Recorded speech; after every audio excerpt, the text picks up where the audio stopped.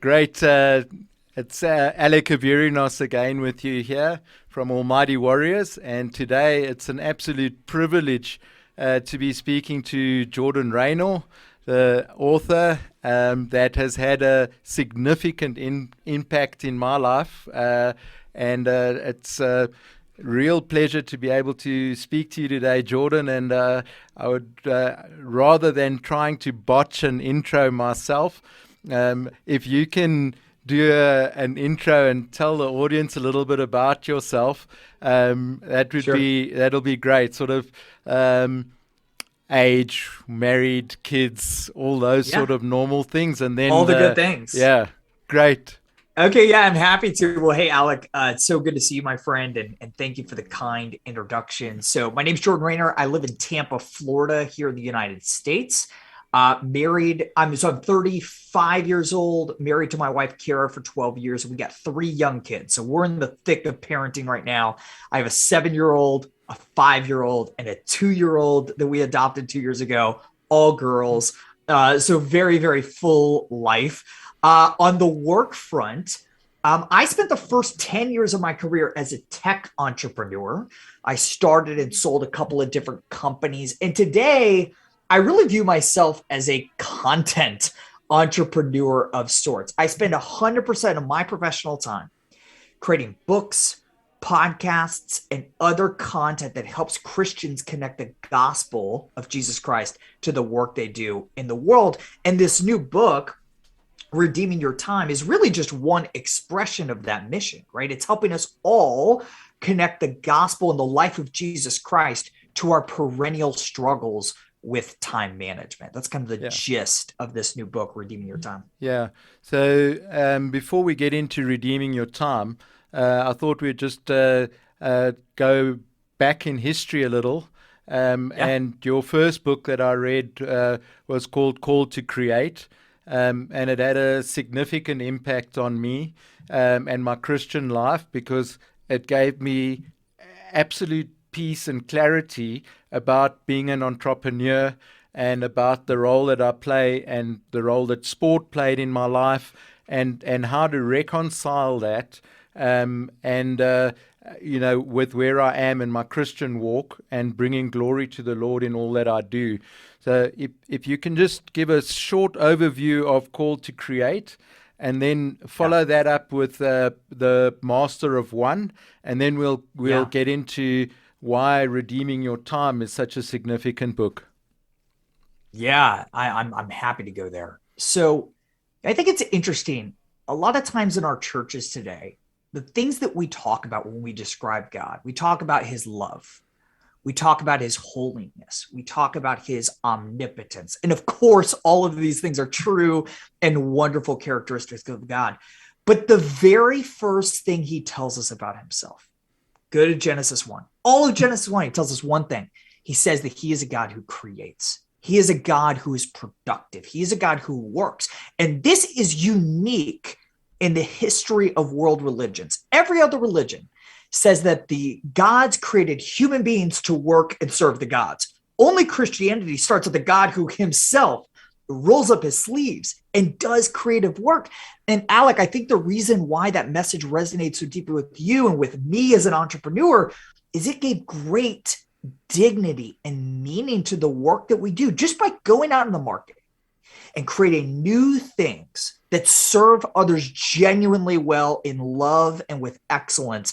That is a means of reflecting the character of God himself, Yeah, albeit imperfectly, yeah, right? But that gives tremendous meaning to all the work that we do. So that was called to create the first book. Master of One took this idea and said, okay, if we believe that our work matters, if we believe that our work is a means of reflecting God's character, man, we ought to care about doing it with excellence, right? yeah, Because when God creates, he creates with perfection. We can't attain perfection, but we can at least hope to strive for excellence. And Master of One was all about how do you find that work that you're really going to sink your teeth into to do most exceptionally well for the glory of God and the good of others. And this book, Redeeming Your Time, is kind of the natural third in this trilogy, if you will. It says, okay, we believe our work matters. We believe we're called to create. We believe we are called to do that exceptionally well and be a master of one thing. how do we do that? And really, the practical answer to that question is we got to redeem our time. Yeah. We have to be what Paul says in Ephesians 5:16, redeemers of our time, buying up every opportunity we have, not so that we can earn more fame and fortune, but so that we can do more good works, as Yes. Paul says in Ephesians 2:10, for the glory of God and the good of others. Absolutely.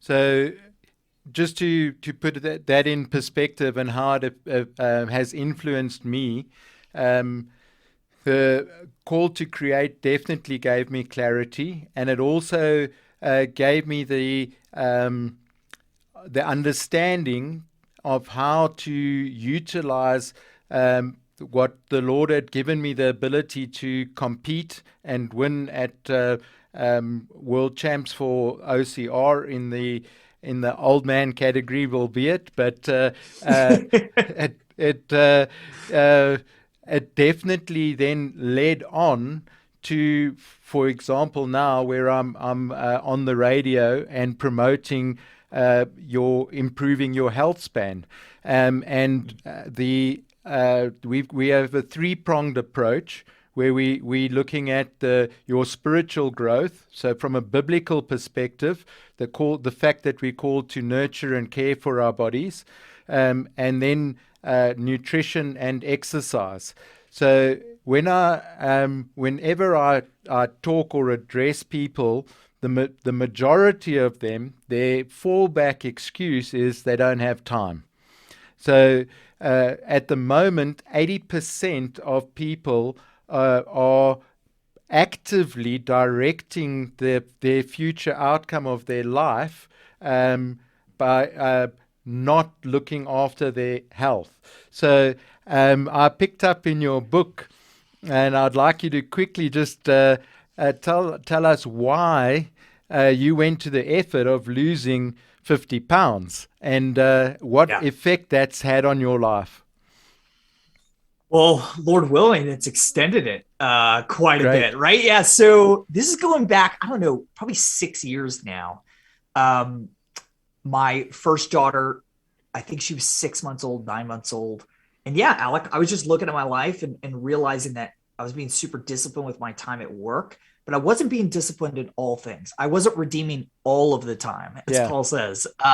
And a big part of that was my health, right? And I just realized that if I want more time, as much time as possible to do the work the Lord has called me to do, I've got to make some small investments of my time in eating well and running to ensure that I keep weight off and stay healthy so that I can keep running this race, so that I can do what Paul said and strenuously contend with all the energy I have to do the work I believe God's called me to do. So that was huge for me. I lost 50 pounds. I think the hardest part's keeping it off, but by God's grace, I've done that. I've kept that weight off. And again, Lord willing, hopefully that extends my life and I can keep doing this work He's called me to do. Absolutely. And I think that's the message that we're trying to get across. And in redeeming your time, you get really practical. So you come up with some really good suggestions on how to actually do things. And in my life, it's very easy for me to be disciplined around the time that I spend exercising and training and my nutrition. That comes naturally. But my inbox is a mess up. It's really leaves a lot to be desired. And as far as my time goes, I get stuck in a rabbit hole in YouTube and trying to research and find and learn in order to be able to convey the message and to bring it home. But I'm not doing it efficiently. So you really lay out clearly the practical steps. And like I'm trying to do with joining the dots between the instructions, the biblical instructions on nurturing and caring and loving yourself so that you can love others and bring glory to the Lord. And now there's a practical tool to do that. So I almost feel like, saying to people, if you tell me that you haven't got the time, here's a book. Go read it. Go sort it There out. you go. Go schedule your day and schedule some time in right after your quiet time in the morning for There you exercise go. and training. And that way round, we will become what we refer to as an almighty warrior. And you Yeah. are a prime example of that. You've looked after your health and you are being super efficient at getting the message across to people that in their vocations, in all that they do, they're called to bring glory to the Lord. And I just love the practical connections. So, you go into detail, and there's a couple of things that I picked up that I want to uh, sort of quiz you on. But the Before you do, I just want to Ultradian, reiterate something that you said. yeah, You know, as an author, endorsements from well-known names are cool. Like that's like nice to have. But honestly, what I care about way more is seeing reviews from just normal people and the impact that books have had on their life. And, regardless of what we say in this conversation, just go look up the reviews of this book on Goodreads right now. I'm redeeming your time. What people are saying, which is such a blessing to me, is I have margin in my life for the first time in my life. I am doing my work twice as fast as I was doing it before. We're helping people, not me. I believe these are biblical principles, yeah, right? Scripture in the life of Jesus, helping us to truly redeem our time, to buy up and ransom the time so that we could be almighty warriors, as you say, Alec. yeah, I love that yeah, term. yeah. Great. So, just explain the ultradian cycles, the 90-minute Yeah. blocks of deep work. Yeah. So scientists will tell you that your body tends to pulse every 2 hours in what are called ultradian cycles. And the idea here, it's almost thinking about knowledge work as a workout, right? Yeah, You focus really hard for 90 minutes on drafting a chapter of a book or putting together a PowerPoint presentation for work. But after 90 minutes, if you were truly fully focused, there were no email notifications, your phone wasn't going off, you were truly doing deep work. After 90 minutes, your body is screaming for a break. Excuse me. And if you take, hang on 1 second. yeah, And if you take that break for 15 to 30 minutes and then go at it again, you'll be far more productive in that second 90-minute block of deep work. yeah, I think a lot of people want to do deep work. It's hard to get there. But once you get there, you want to do it all the time. You just want to sit in front of your laptop and do deep work for 6 hours a day. You can't. Our bodies are biologically wired to need intense focus followed by a break. Intense focus followed by a significant break. yeah. So, in that one, I just want to pick up. There's a comment where you say, if you work with your mind, rest with your hands. Yeah. If you work with your hands, rest with your mind. Perhaps you can just tie that concept in now. I would love to. It's one of the most practical takeaways from the book. So during these breaks, what I've found, I don't have any data to support this, right? But from my experience and the experience of a lot of people I know, the most restorative breaks are the ones that exercise different mental and physical muscles than the ones you exercise while you're sitting down and doing deep work. For example, I'm a writer, right? I work with my mind. I've got city hands. These hands can't do anything, right?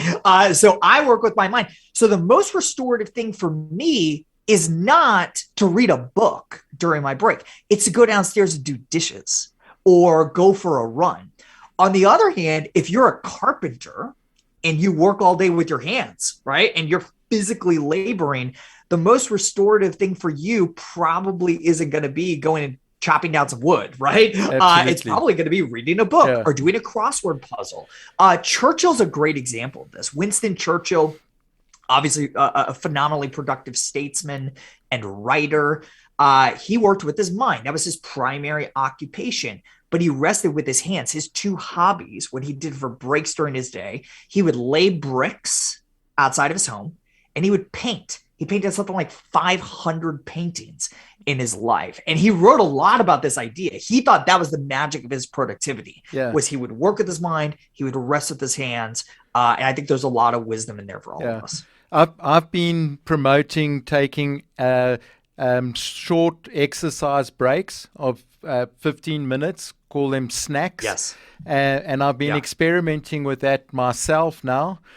Taking one at 10 o'clock and then in my lunch break actually going out and it's called rucking. So I walk with a weighted pack on my back and it just gives me that break that you're talking about. And I also have time to think and clear my mind and refocus. And I bet when you come back to your desk, your energy is almost back to your optimal energy that you depleted during that deep work. Yeah, so I buy it completely, and I really buy into that and advocate that, and I'm going to try and structure my day around it even more so, and become even more efficient. I'll end up doing even more training and be more efficient at my work. So we've just got to figure out how to handle the inbox. That is exactly. That's the behemoth. Yeah, and then there were a couple of stories in your book that I really would like you to elaborate on. The one is about the NBA lady Catchings, and just about how single-mindedly she wanted to become a pro basketball player before there was even a women's league. She intended getting into the men's league. So what I want to pick up on there is having a significant goal to chase, and then being flexible enough to change that when circumstances change. Totally. So this is in chapter 4. It's the 4th of 7 principles in the book. It's called Prioritize Your Yeses. And I talk about how Jesus said no quite a few times in the Gospels. He didn't say yes to everything. He was clear on his priorities, and that led him to say no to lesser things. And we've got to do the same thing, right? A lot of us have an overwhelming number of things on our to-do list. And one of the best tools you can use to prioritize that to-do list is setting big, hairy, audacious long-term goals. And Tamika Catchings is a great example of this. She's a good friend of mine. She's the most successful women's basketball player to ever play the game. And when she was a kid, she had this note on her bathroom mirror that she wrote down, and she said, one day I'm going to be in the National Basketball Association. When there were no women ever who played in the NBA. I love that goal, but it focused her time. Right? That big, hairy, audacious goal was so inspiring and so meaningful to her. It made it way easier for her to say no to other things because she had already given her yes to this burning desire within her to be in the NBA. We got to do the exact same thing. We got to figure out what's that big thing in our work that's going to be so big, so inspiring that it's going to force us and inspire us to say no to other things competing for our attention. Yeah, I pick up on that a lot in what I'm doing with Almighty Warriors, because if you do have that goal, it helps you to go through the rough patches when you are trying to sort out your nutrition, or when you're trying to stick with an exercise program, especially when it feels like you're making no progress. If you don't have that goal, it's very difficult to sustain and have that perspective. There's a saying that you picked up here, and I just want to read it out. You say, God doesn't need you or me to finish our to-do lists. If the things on our to-do list are on God's to-do list, He will complete them with or without us. And I just love that. It sort of ties into a story that I heard about distributing Bible tracts. I think that was Raynor, if I'm not mistaken. He ended up distributing Bible tracts in England, of all places, and he was asking the Lord and saying, why me? Why am I distributing these Bible tracts in England? And the Lord clearly showed him. He says, you weren't my first choice, but the others didn't respond. So yeah, I just love it. So yeah, It's so true. And here's the deal. I think it's a paradoxically freeing truth, right? Like I think a lot of people think like, oh, well, then my work doesn't matter. No, that's not the point. Your work does matter. The point is that if you don't lean into the work that God has called you to do, he's going to finish that work with or without you. So don't miss out on the blessing of being a part of what God's called you to do in the world, yeah, right? He doesn't absolutely. need you. He doesn't need you to finish the list. That allows you to take big swings and just go for it, knowing that in success or failure, the Lord's purposes will not be thwarted, as Job says, or God Yeah, says in Job 42 too, yeah, right? yeah, They will not be thwarted. And thus we could just go out there, lean into our work and do it well. yeah. I think if we can spend a moment just getting the concept across that you talk about closing the loop, and how Yeah. your mind doesn't differentiate between uh, the magnitude of the importance of the tasks that you've got before you, and how by not closing out loops you end up shooting yourself in the foot. Yeah. Jesus commanded that our yes be yes, right? This is principle number 2 in the book. Always our yes should be yes. The problem is a lot of us are dropping the balls on projects and commitments we made to our spouses and to our kids because our minds are bursting at the seams with what I call open loops. I got this term from David Allen in a great book from 20 years ago called Getting Things Done. I define an open loop as anything personal or professional, big or small, urgent or distant, that you have any level of internal commitment to do, right?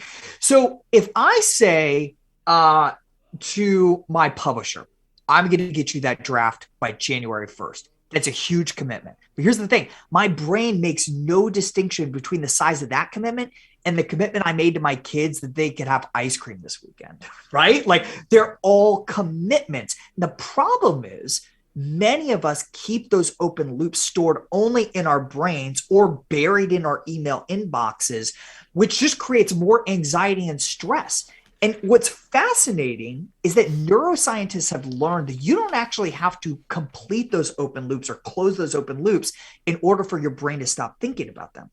All you have to do is write them down in a system outside your brain, and then your brain relaxes, right? You don't have to do the task. If you've ever been totally overwhelmed trying to get out of the office for vacation, or maybe you were like a week away from your wedding and you just frantically made a to-do list of all the things you had left to do, you probably felt some relief there, right? Even though Yeah, you didn't do anything on the list. absolutely. That's what I promise in the book. Feeling like that every single day for the rest of your life. And I teach you a system, Yeah. how to build what I call a commitment tracking system in order to collect all those open loops, define them as well-defined projects and actions so that you could just have significantly less anxiety and stress. And so that, like Jesus, your yes can be yes more times than not. Absolutely. So Jordan's referring there to a purposeful workflow that you go through,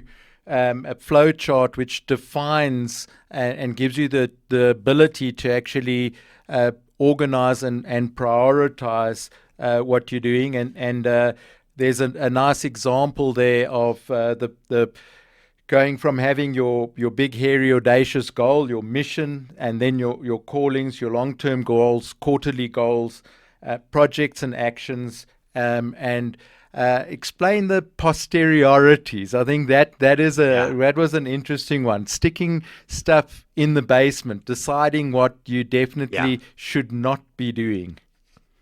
Yeah. So real quick before I do, I wanna put a fine point on what you just said. I love that you brought this up. So chapter 4, prioritize your guesses. We hear about all these different tools, quarterly goals, big, hairy, audacious goals, mission. How do all these things fit together? And in chapter 4, I use this picture of a 5-story building to help readers think about how all these things fit together, right? So imagine you walk into a hotel, you take the elevator up to the 5th floor. The 5th floor, the highest level, is your mission, which I would argue we don't get to define. Your mission is to glorify God, Yeah. period, full stop. That's it. The next level down, level 4, are callings, the specific expressions of that. So for me, My callings are father, husband, and entrepreneur, right? That's it. Level 3 are long-term goals, big, hairy, audacious goals that we just talked about. Level 2 down from there are quarterly goals. How are you going to make progress to those long-term goals over the next 3 months? The first level of this 5-floor building is projects and actions, your commitment tracking system, which I just talked about in a minute. But there's a 6th floor that we don't even call a floor, right? Because it's the basement of this thing. And that's what's called posteriorities. It's this idea that you have projects and actions and our priorities for today, for this week. What's equally important is that we get clear about what we're going to ignore at all costs until those projects and actions are complete. And that's what posteriorities are. It's the things that we know we want to do at some point in the future, but are not important at all this month, this quarter. And the key is keeping those things still in a trusted external system, your commitment tracking system, as I outlined in the book, but keeping them out of sight and out of mind until you accomplish what you said you were going to accomplish this month, this quarter, whatever period of time that is. This is a critical key to so many people that I know who are world-class performers. They're great at ignoring posteriorities until their priorities have been achieved. Yeah, and I think to me, it is truly really key, because it is so easy to get distracted, and there are so many things that are demanding your time, and with all good intentions, there are things that would be beneficial if you did them, but some things are more beneficial than others, and you need to identify them and then have the discipline to ignore them until you finish the ones that are on the top of the priority list. So some really practical tips and tricks on how to organize and work with email in particular.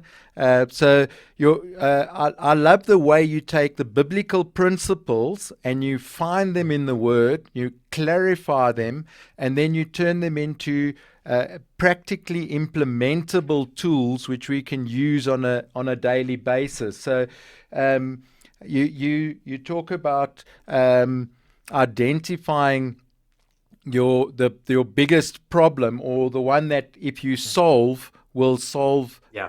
Do you want to explain around that a little? Yeah, sure. Yeah. So I think, again, going back to this idea that Jesus was really clear on his priorities, I think a lot of us have trouble with that today. There's so many things we could do, so many things we want to do. How do we choose what we're going to work on today, tomorrow? And one of my favorite questions that I asked to make that call is, what on my to-do list? What of all these problems I got to solve at work or in life, whatever? Which of these problems, once solved, is going to make every other problem on my plate, every other project, easier, or just like go away entirely? Right?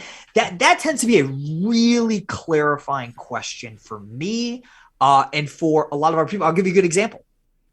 Right now, I am in heavy media mode for this book, right? Because I know that launching this book well makes everything else I do in the future as an author easier. So every other project that I want to be engaged in as a writer is on hold. Those are my posteriorities for at least the next 5 weeks as I focus on talking to people like you, Alec, and your audience on this book, Redeem Your Time. That's all I'm doing for these 5 weeks. That's it. I'm fully focused on this, and everything else is on the back burner. So that question is really helpful to me, and has been really helpful to the people that I've been leading through an advanced copy of this book. Yeah, and if I can relate that to Almighty Warriors, people are they don't realize that they're directing the change. So you are changing, and you are the director of that change. So by not exercising and not looking after your nutrition, you are causing yourself to end up becoming, for argument's sake, a diabetic, or suffering from hypertension, or not being healthy and having a strong immune system. And so especially as we age, we lose muscle mass, and if we don't proactively do something about it, then you are proactively working to your own detriment. So people can easily improve their quality of life by sorting out the basics. But from your side, you're giving the practical tools on how to redeem your time. And you need to structure your day, and you've built flexibility into that structure, so you're not becoming an automaton. You have the freedom of choice, but everything is purposefully structured around achieving your goals and objectives, which to me is great. So can I just say this? There's such a strong point of commonality between my work in this book and the work that you do with Almighty Warriors, Alec. The common thread is intentionality, right? Like, as Christians, we believe that we were saved not to just sit back and coast and consume until eternity. We have been justified, set right for a purpose. And that purpose is to do good works that bring God glory, right? And that requires intentionality, getting serious about redeeming your time, getting serious about redeeming your health, right? Just being fully engaged in this life because you believe that the Lord has called you to do good works, which he says explicitly in Ephesians 2:10. It's the very purpose that we were saved, that we were created in Christ Jesus, is to do good works for others. And we can't do that unless we redeem our time. We can't do that unless we redeem our health. Yeah. So having put that in perspective, one of the other things that you cover quite well in your book is the need for 8 hours of sleep, and how important that is in people's life. And that is an area that I personally struggle with. So although I do go to bed early, I wake up except very early. I'm normally up by sort of just after 3:30, at the latest 4 in the morning. And I need to find a way to actually get more sleep to improve my health. So I hear you, and I don't think people realize how important it is. The science here is totally indisputable, right? Sleep is the most productive thing you can do. That sounds so counterintuitive, but the science is indisputable, right? Sleep makes you healthier. Sleep helps you to live longer. One of my favorite, I quoted a bunch of data on sleep in chapter 6. My favorite data point is this, because everyone's like, 7 hours is fine. And I used to think that for years. It's not, right? 7 hours of sleep, getting 7 hours of sleep for a week in a row. That next day, it's the equivalent of you not sleeping for 24 hours. That's how mentally impaired you are. And the scary thing is, none of us think we're impaired, right? It's like the person who goes to the pub, right, and has 4 pints and says he's fine, thinks he's fine to drive home, when in reality, we all know he's not. And listen, I can empathize with listeners right now. This is the hardest practice in the entire book to live out, getting an 8-hour sleep opportunity every night. Again, I have 3 kids under the age of 7. I am in the fight of my life for sleep, but by God's grace and the practices that I outlined in that chapter of the book, both my wife and I, for the most part, get 7.5 to 8.5 hours of sleep every night. And it's been life-changing for us. Yeah, well, congratulations. And I know, and I've read the books, Matthew Walker, etc., about sleep, and so I know how important it is, but it's a challenge and something that I'm working on improving.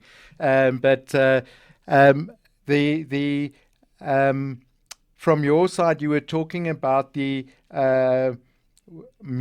sorry, let me just find it here quickly. I made a note. Where was it now?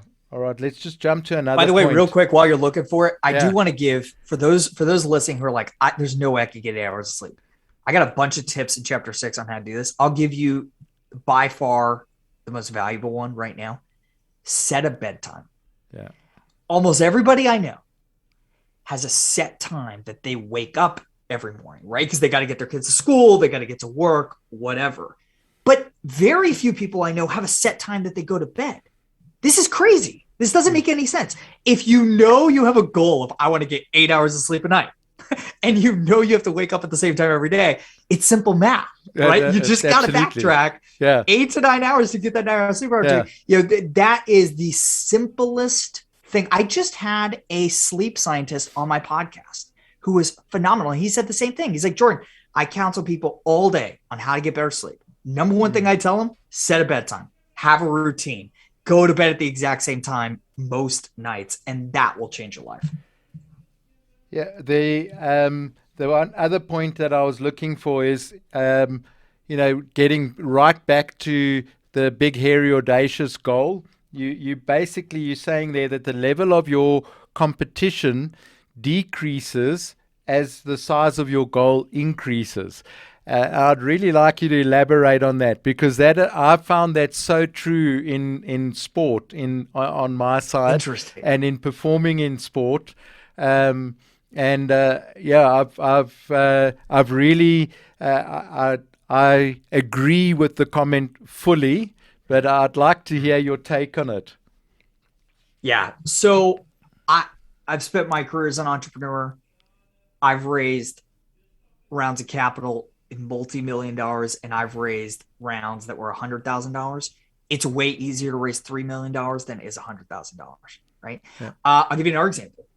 When I was in college at Florida State, I was a public relations major at Florida State. Most of my classmates had a really tough time landing internships because they were all competing for the same ones. Their goals were average size. So they were all going after internships at local ad agencies or communication firms.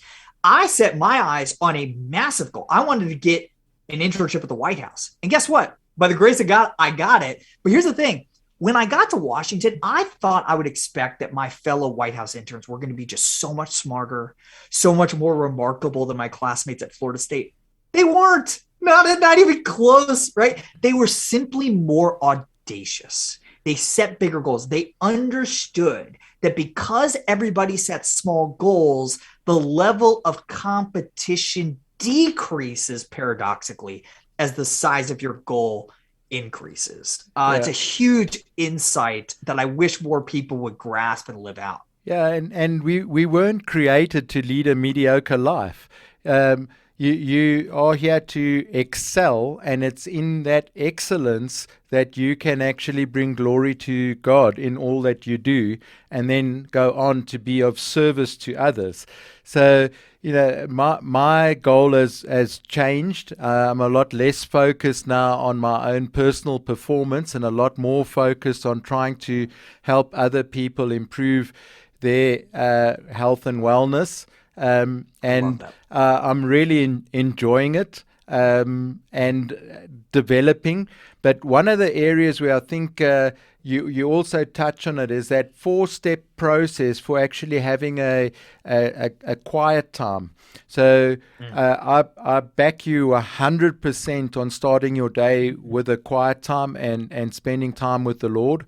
But I think that the process, the 4-step process from your side is quite a useful framework for people.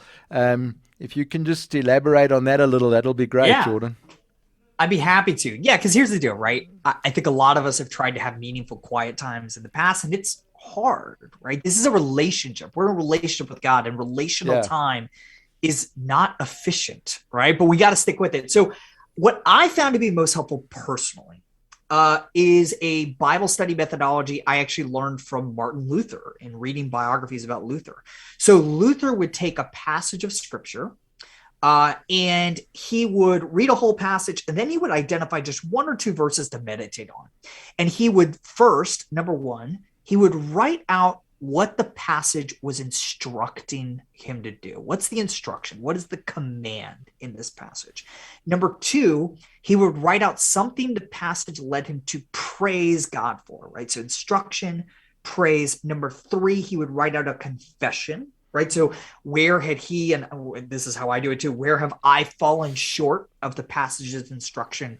And then finally, number 4, Luther would ask for the Lord's help in living out that command. And then he would kind of move into just this open-ended time of supplication.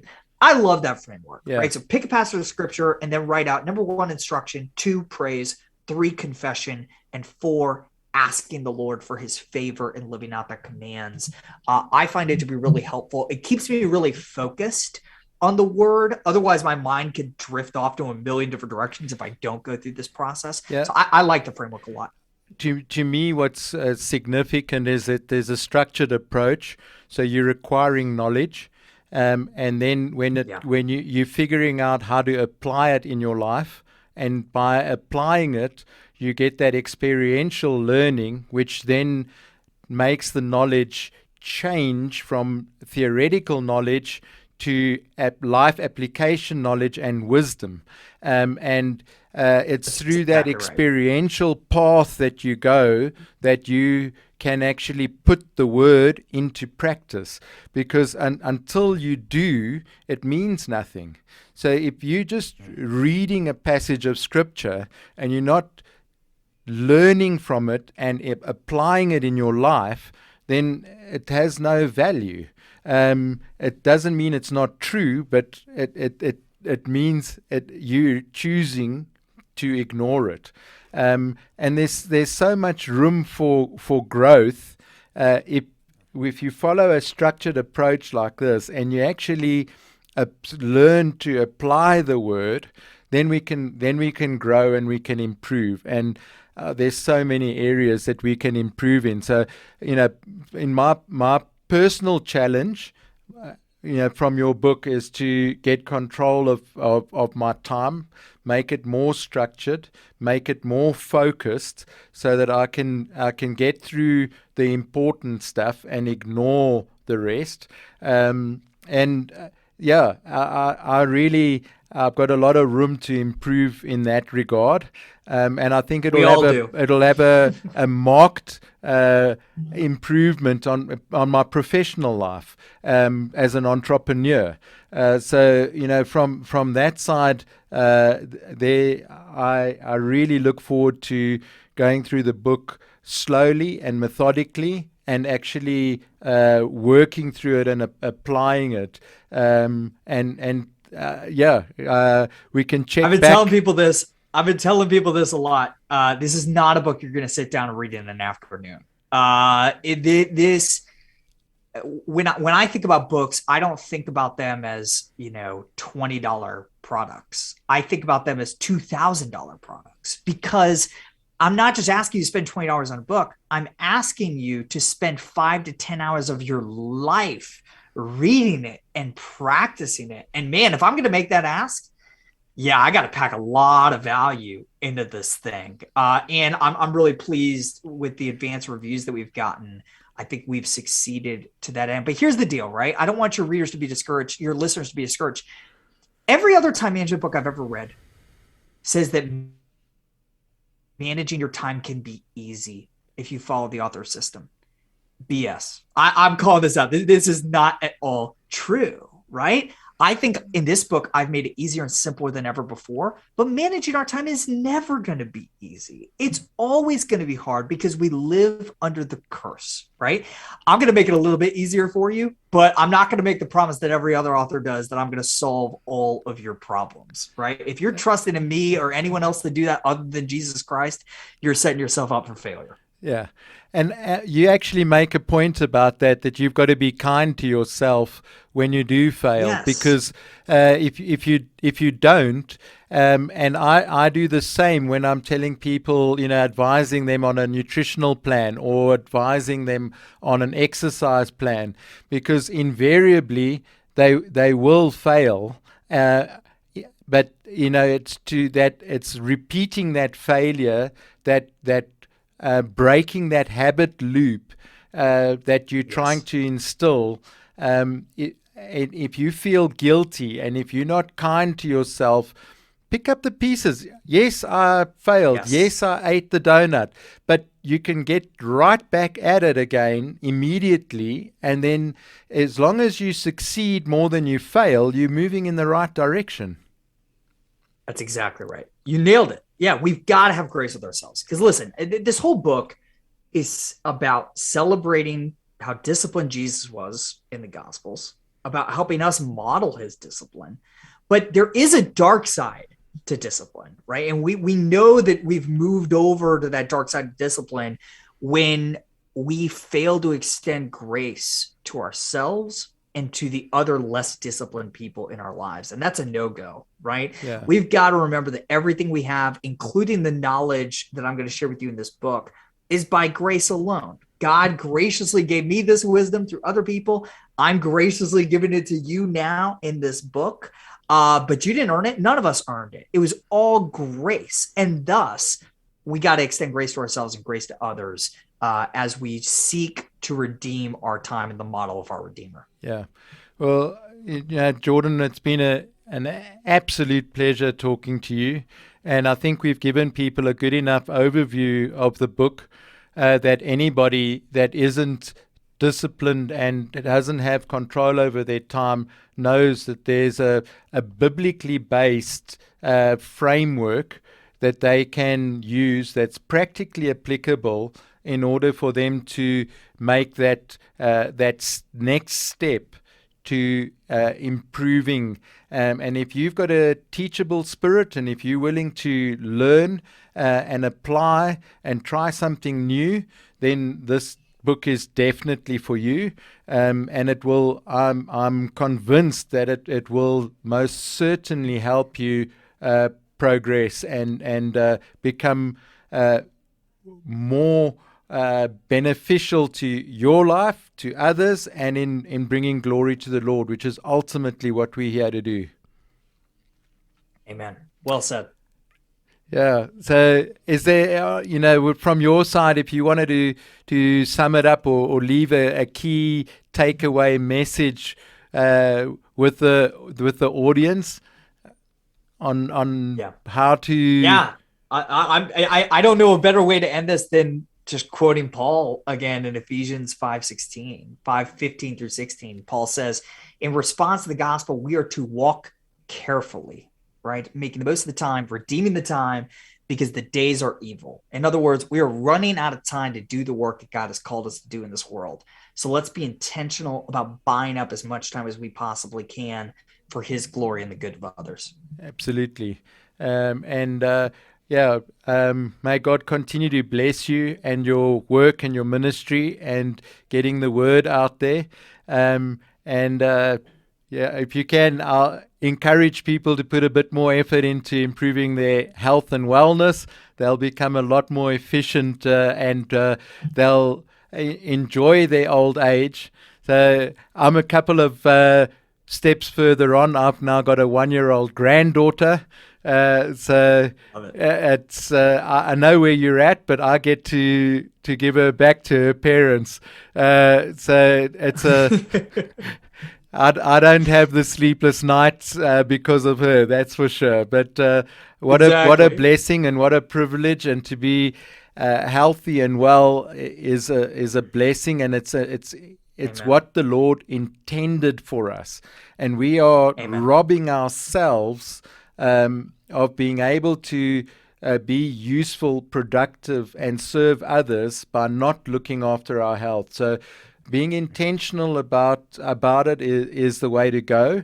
And there's no more excuses now for not having the time to do something productive and proactive about your health and wellness, because after reading Jordan's book, you will have more time to do something about it, and I'm convinced of that. And your books have been a blessing to me. I've read all three. What I actually did with Master of One is I glued extra blank pages into each chapter so that I could summarize and make my notes. So I like working with a hard copy, and you can. I'll give you a tip. just leave a blank page in every now and then for people to make It's a notes great on. idea. So, I like that uh, idea a lot. great.